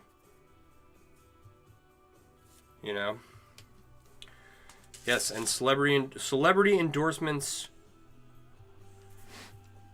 Celebrities get paid a lot of money because their endorsements can raise a lot of money, right? You think proportionally, if celebrities getting paid $1 million, the person who paid them is making 10.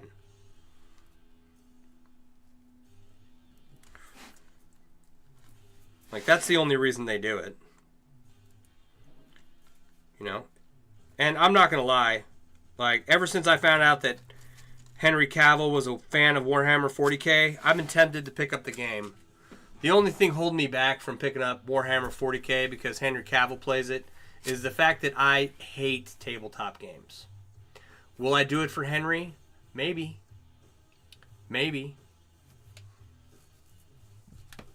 Mac, how you doing? I don't think Henry Cavill has a Warhammer 40k endorsement deal, but is he king of the nerds and just an interesting person? Yes. No, I'm good, buddy.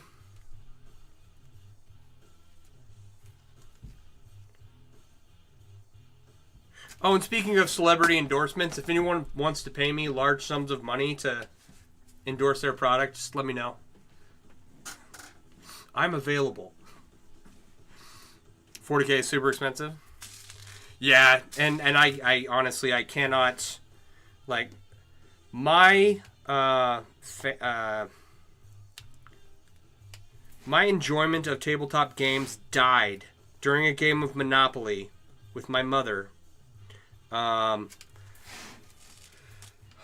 Probably 30 years ago.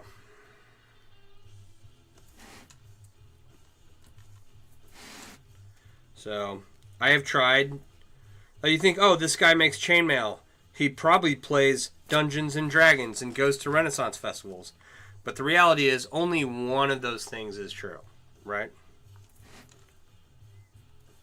I only go to Renaissance festivals. I tried playing D&D. I've tried playing other tabletop games. And the things I would rather do are excruciatingly painful. YouTube, Google, TikTok, Facebook, X, or more. Famous and celebrities. Yeah. What was that? Oh, someone sent me a notice.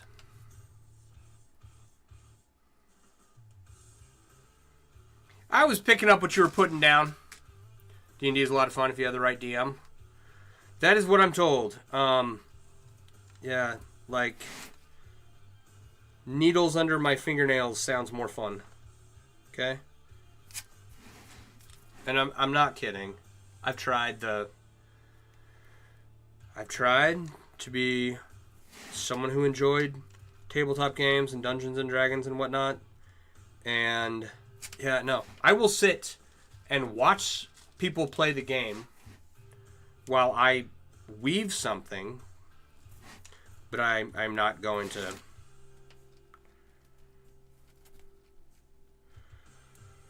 I'm not going to play.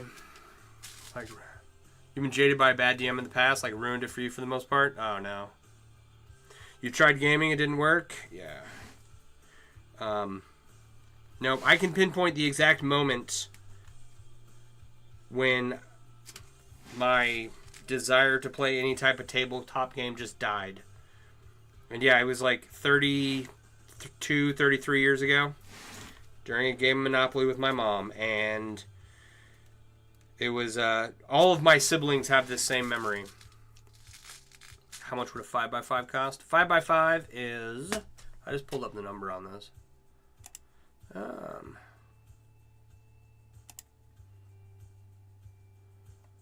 750 rings.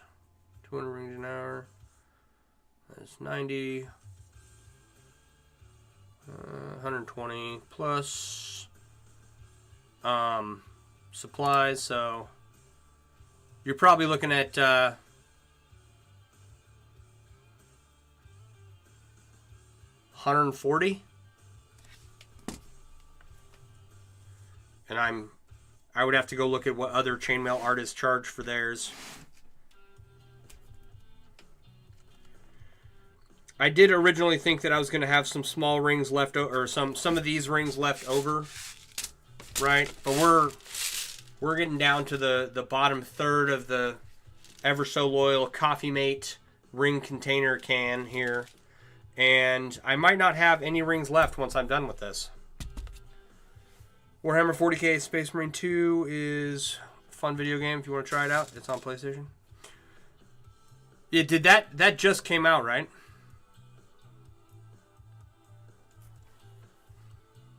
You can only make 15 seconds videos that have music. Is that because of how many people you have as an audience? Or is that just your account is restricted to that for some other unknown reason? Yeah.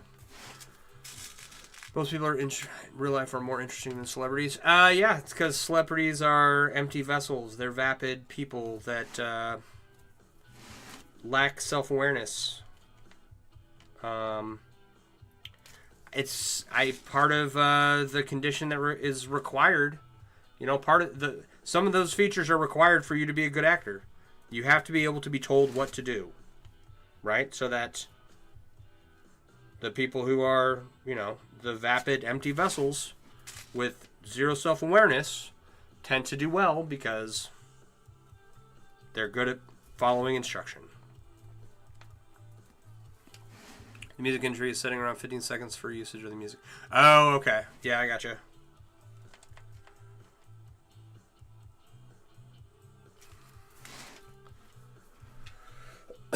Excuse me.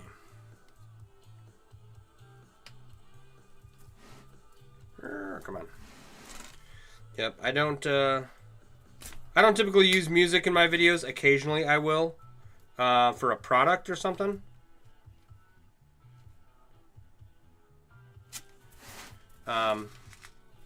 But can you use copyright-free stuff on TikTok? Like, I'm playing copyright-free music right now, right? And I've never had a copyright strike on TikTok, but I don't know. I don't know how that works. So I wonder if you could pull up copyright-free music on YouTube and then use that as the background music for your videos to make longer ones.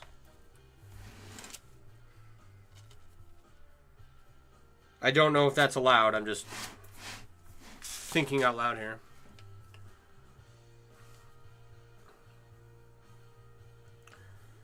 So, where were we? We were pooing on celebrities, right?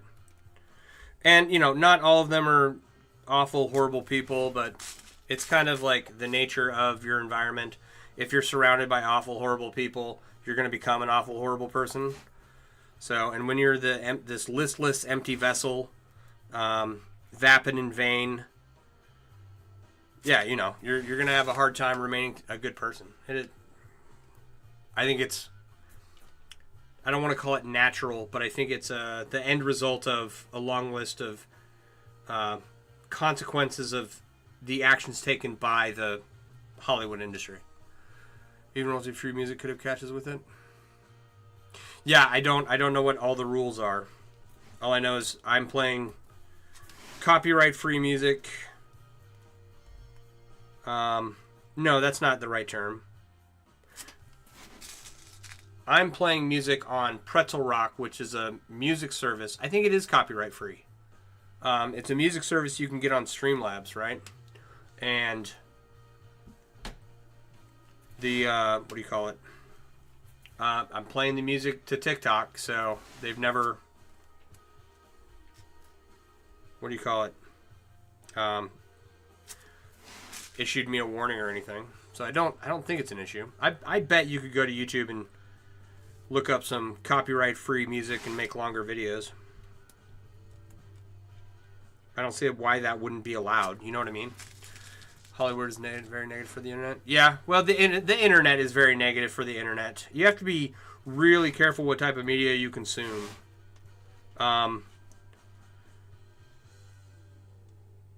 The algorithm on every platform is designed to keep you glued to that platform. So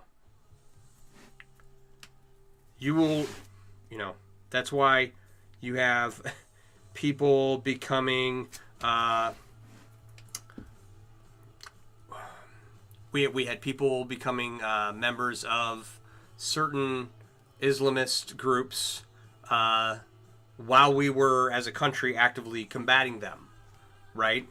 Because their algorithm had shown pro information regarding that group over and over and over again until this person was essentially converted to a supporter, right? And that happens multiple times. That's, more of an extreme one, but the internet is bad for the internet for sure. Does TikTok have content identification? I don't know. You only posted one video, but you used GoPro music. They didn't like it, so you used a TikTok sound. It's like 3 minutes long. So that might be an option. Yeah, I don't know. Oh, excuse me. But yeah, you are everyone is a victim to their algorithm to an extent. And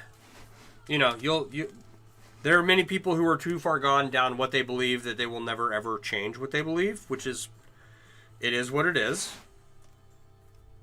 But I hope I can convince you that maybe the algorithm you've been following for forever, that has fed every video it thinks you want to see on purpose by the designers of the algorithm, maybe that's not the best thing for you. The teenagers, girls join those negative groups of extremes.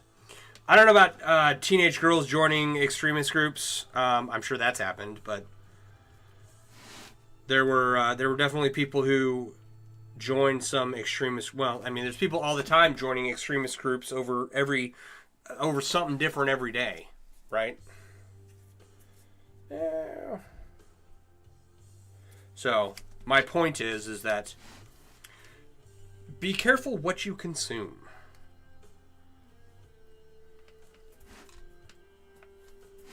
It will have an effect on you. And that's, human nature. It's unavoidable. And it's not... That's why, the internet is not a safe space for kids, right? Because they don't have the wherewithal. I don't know. I'm assuming everyone here should be an adult because I have the filter on. Everyone here should be over 18, right? So at 18, you should be able to figure out that, maybe there are better things than what I'm watching for that are good for my soul. U.S. military and USA police are considered extremes on internet. Well, I mean, that's 6 of one, half dozen of the other. That just depends on who you ask. It's like, having been in the military, I could definitely see how people view it as an extreme. Oh, excuse me. Okay, it's not the people in the military that are extreme, right? It is how the military is used that is extreme. And I've ran into this a lot before. Someone will come in my chat and call me some interesting terms. Like, let me make this very clear. I was a nurse over in Iraq. I lived through multiple attacks while I was over there. But most of the time I was treating people, and I treated Iraqis, I treated people who attacked us, I treated third country nationals, and I treated U.S. and coalition forces, right? So Iraqi civilians were in my hospital. People who attacked us, who were Iraqis, were in my hospital, and we would still get attacked, okay?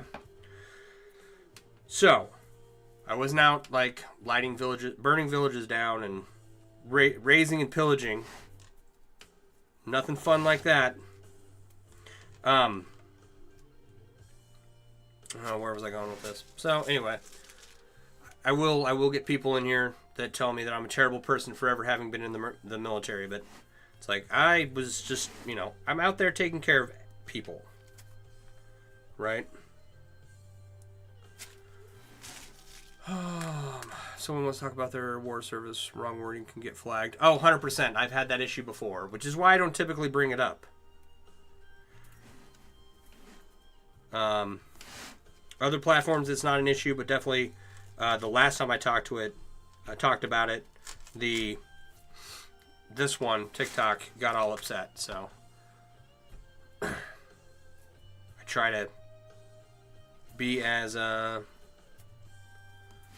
what is the word? Sensitive to the situation as possible.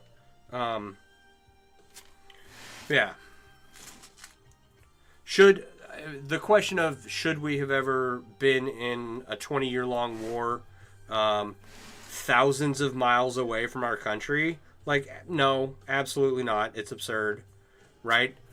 When I was over there, I was a young, dumb kid. I joined the military because I didn't have anything to do in my hometown because I wasn't tech savvy, so I couldn't go work for Hewlett Packard, and I didn't want to go work in the corn and potato fields.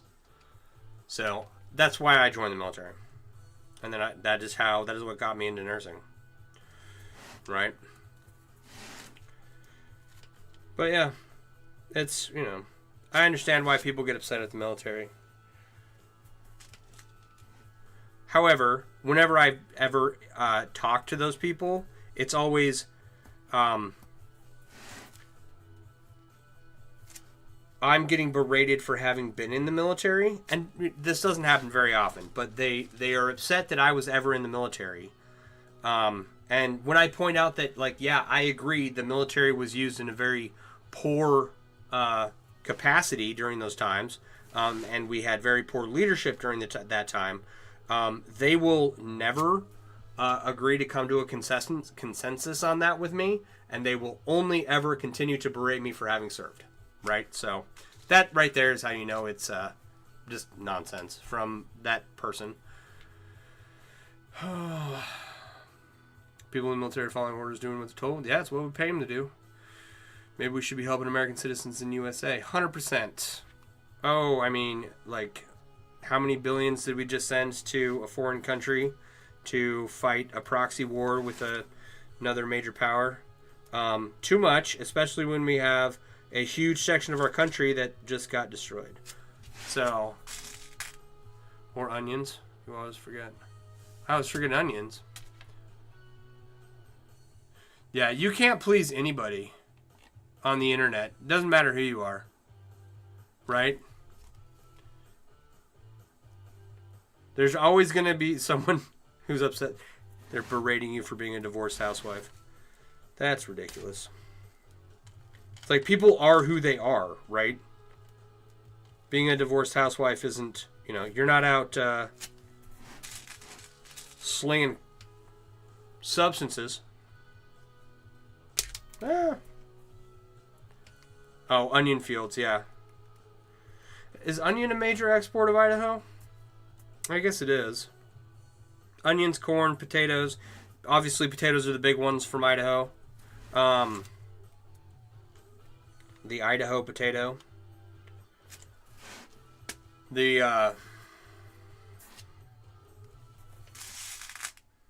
you call it? Oh, hey, look at the time. Holy crap. Okay. So, for anyone watching, my name's Sean. I run mailworks.com. I design and sell chainmail themed apparel and accessories. And if you go to my website, which is myusername.com, you can find it in the link tree on all my social media profiles. Thank you. It's coming along. We're getting somewhere. We almost got the next layer completed. So we're almost exactly halfway done. We have this much to build, right? So we'll get there. If you go to my link tree, you're going to find a lot of stuff. There is my Amazon affiliate shop. If you purchase something from there, Amazon gives me a cut. It doesn't cost you anything extra. There's lots of cool stuff in there, like the Chainmail Joe beginner kit, which is a good kit to get started making chainmail. Comes with an instruction booklet, 4 pounds of rings, a bunch of clasps. You can add pliers to it, and a beautiful decorative box, right? I will eventually have one to show everyone what they're getting when they go and get it. There's a lot of plier recommendations that I have in that shop, and some other chainmail tools, right? You'll also find the Mailworks web app. You don't have to download anything. You can just open up the web app. Inside there are lists of resources for new chainmail artists, including where to find suppliers, where to find tutorials, where to find where other chainmail artists hang out at, tool recommendations, and a Discord. If you're new and you want help, the Discord is a great place to get help. Also, all of my social medias are listed in the link tree, and if you would follow me along all of them, follow, subscribe, follow, subscribe, all of my other social medias, that would be wonderful. There's also a coffee you can donate to. Throw me $1. But it is 10 o'clock. It is a school night. So on the weekends I've been doing like 3-hour streams, but I'm not going to be doing that on a Monday night, on a school night, right? So spent the whole stream talking about what lies ahead for me in the future. I don't know. We'll see what happens when when we get there. All right. I don't know how much more I'm going to be streaming. When I go back to work, we're just going to have to figure out what happens together. So I have sold a lot of bracelets, not metric tons or anything, but I'm in the hundreds.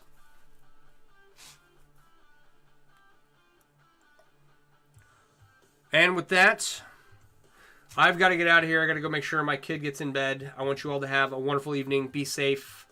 Start new thrilling hobbies like chainmail. And make awesome stuff. All right? You all have a wonderful evening. I'm going to get out of here. Bye.